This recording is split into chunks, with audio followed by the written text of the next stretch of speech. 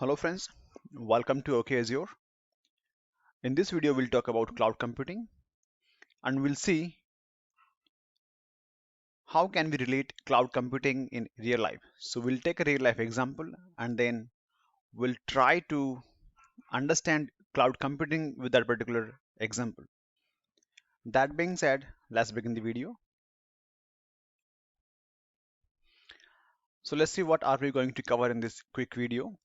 We'll first see the definition of cloud computing, then we'll see a real life example to understand the definition of cloud computing. Then we'll talk about some of the advantages of cloud computing in a very briefly manner. And then we'll see what is next. Okay, so let's go. Let's first see the definition of cloud computing. So here you can see the definition, and this definition of cloud computing is from Microsoft. What Microsoft says is, according to Microsoft, cloud computing is simply put, cloud computing is the delivery of computing resources including servers, storage, databases, networking, software, analytics, and intelligence over the internet. Okay, to offer faster innovation, flexible resources, and economics of scale.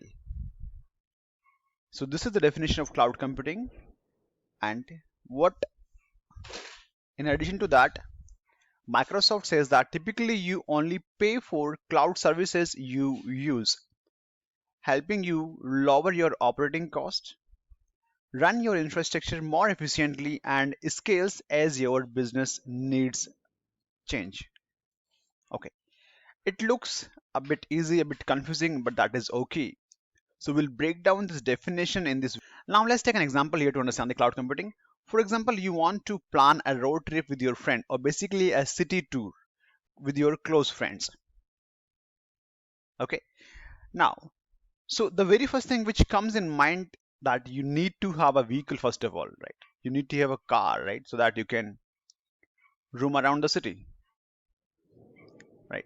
But now let's, for example, as of now, I don't have, or we don't have a car, so we need to buy a car first of all, and it costs some amount. For example, say this car is going to cost us 20k dollar, a big amount. That's okay. Apart from that, like if we are the owner, if I am the owner of the car, I have to pay for the maintenance service or car service because it's my property. I have to take care of my car. Next, we have to pay for the fuel. Yes, it is always there. And in case if we do not know the driving, we also need to hire a driver. Again, that will cost some amount, right?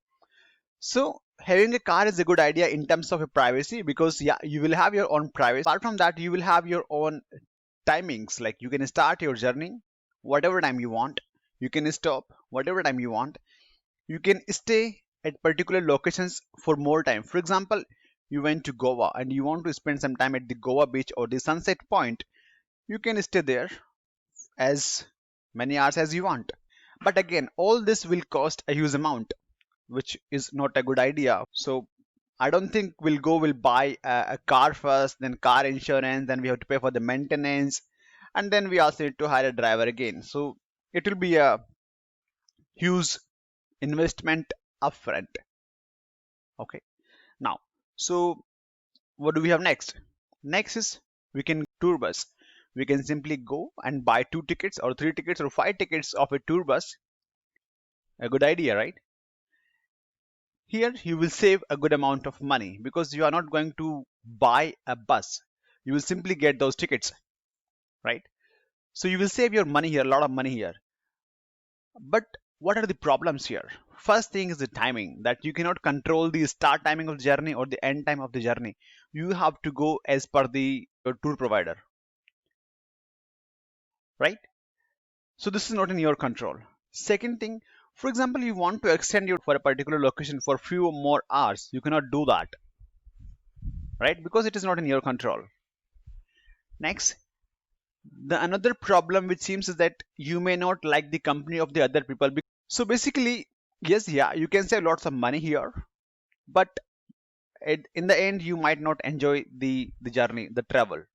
So again, this is not a good idea. So what do we have next? Next, what you can do is you can go and rent a car, right? Now let's see. If you rent a car, you don't have to buy a car. You just have to rent it, which will be much lower or cheaper than buying a car. Then again, you don't have to pay for the maintenance because this is not your car. You just rent it, right? So it's a problem or headache of the rental company. It's not your issue. So you are not going to take care of the maintenance. It is not your headache at all. Again, timing, it's completely in your control. You can start your journey whatever time you want. You can stay wherever you want, right? So timing is not a constraint here when you rent a car. So basically, when you rent a car, you just pay less and because you just have to pay the rent, nothing else. You just have to pay the rent. Like if you have rented a car for a day, you have to pay for a day. If you rented a car for 2 days, you have to pay for 2 days, right? Nothing else to do. That's it. Just pay the rent for the number of days you are willing to use the car, and you're good to go. Sounds good, right? It's one of the good idea. The best. Now let's relate this particular scenario with cloud computing. So similar to the car, like the way we rented a car, we can also rent resources from a cloud provider. Like similar to the rental company or rental agency, we have a cloud provider. So the way we rented a car, we can rent a resource. Now let's revisit the definition of cloud computing. It says cloud computing is delivery of computing resources. So here we are talking about the computing services, sorry, which includes like you can go and rent your server, storage, depending on your capacity, the amount you want, database, networking, software, and other tools. So everything is available on rent. You just have to rent it. There is no need to buy. For example, you want to start your own website or a small company, you just have to rent these resources from a cloud provider. So you have the resources ready. Now you can completely focus on your business goals, right? And what about billing? As cloud computing says, you just have to pay for what you use. For example, if I am just using 2 servers or I am just using 100 GB of the storage, so I'll just pay for 2 servers. I'll pay for the 100 GB. That's it.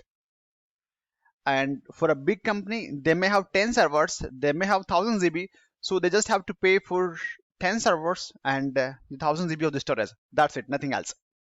So simple, right? So this is what cloud computing is.